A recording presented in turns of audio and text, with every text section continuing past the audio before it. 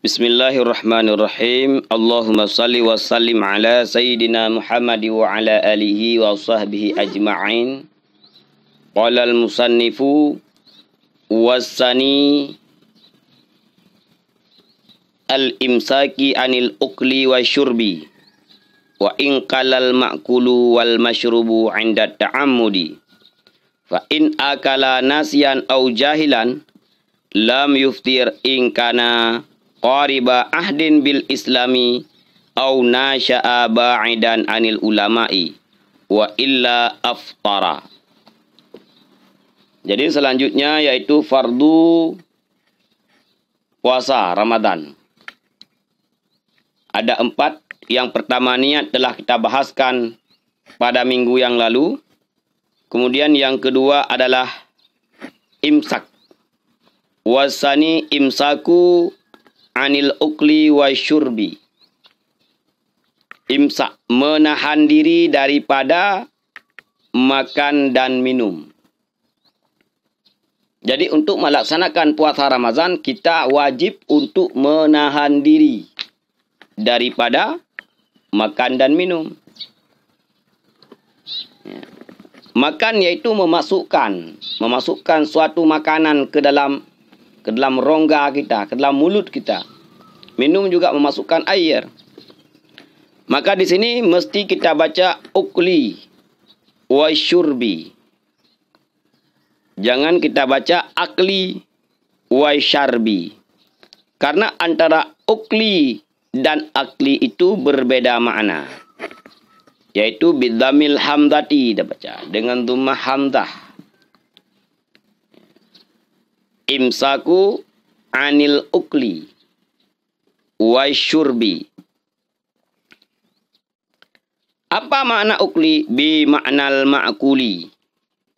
Ukli maknanya ma'kul, sesuatu yang dimakankan. Ya. Jadi yang menjadi fardu daripada puasa adalah menahan diri untuk makan. Menahan diri untuk minum. Sedangkan apabila kita baca dengan patah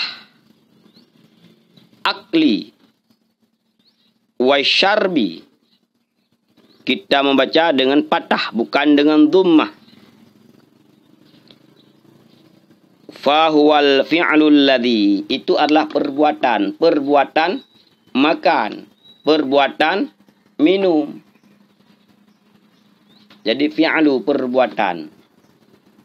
Akli wa syarbi adalah perbuatan untuk melakukan makan ataupun perbuatan untuk melakukan minum. Maka yang wajib kita imsak adalah al-imsaku anil ukli wa syurbi, menahan diri daripada makan dan minum. Ini inda ta'amudi, ketika sengaja. Maka orang yang berpuasa wajib menahan diri untuk tidak makan dan tidak minum kalau unsurnya makan dan minum tersebut sengaja. Nah, ini sengaja.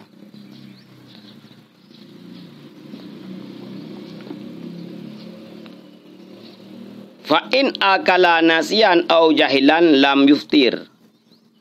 In kana qariba ahdin bil islami au nasya'a ba'idan anil ulama.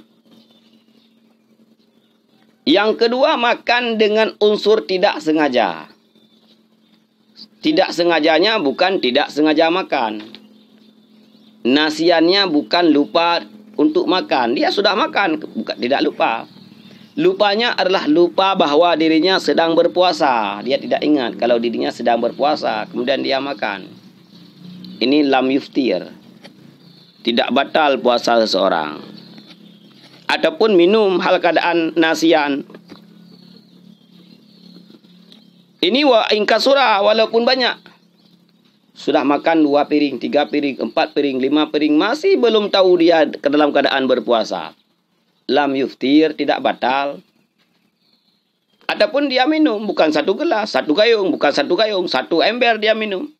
Tetapi dia tidak ingat kalau dirinya sedang berpuasa. Lam yuftir, tidak terbuka puasanya. Wa in kasura. Liya khabaris sahihaini, karena hadis dua sahih yaitu diriwayatkan oleh Bukhari dan Muslim. Man nasiya wa huwa shaimun fa akala au syaraba falyatim saumuhu. Orang yang lupa kalau dirinya dalam keadaan berpuasa, dia lupa kalau dirinya berpuasa, kemudian makan dan minum, ini hendak disempurnakan puasanya. Artinya puasanya tidak batal. Ini surah jahil, ini surah nasiyan, surah lupa.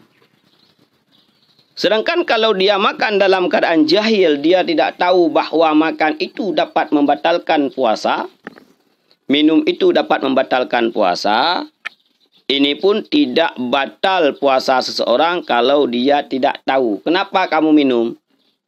Jadi tidak boleh minum. Tidak boleh minum dalam keadaan berpuasa, itu batal puasanya. Oh, saya nggak tahu. Kenapa kamu makan? Memang tidak boleh makan dalam keadaan berpuasa. Tidak boleh, makan itu membatalkan puasamu. Dia tidak tahu.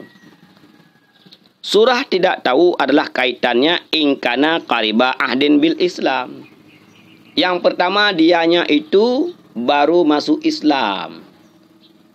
Megangnya masuk Islam, besok dia puasa. Maka ketika dia berpuasa, kebetulan dia lapar, dia makan. Ini tidak batal. Kalau kita yang sudah dari nektu Islam, batal. Ini khusus bagi mereka yang baru masuk Islam. Qariba, ingkana qariba ahdin bil Islam. Kalau mereka itu hampir baru masuk Islam.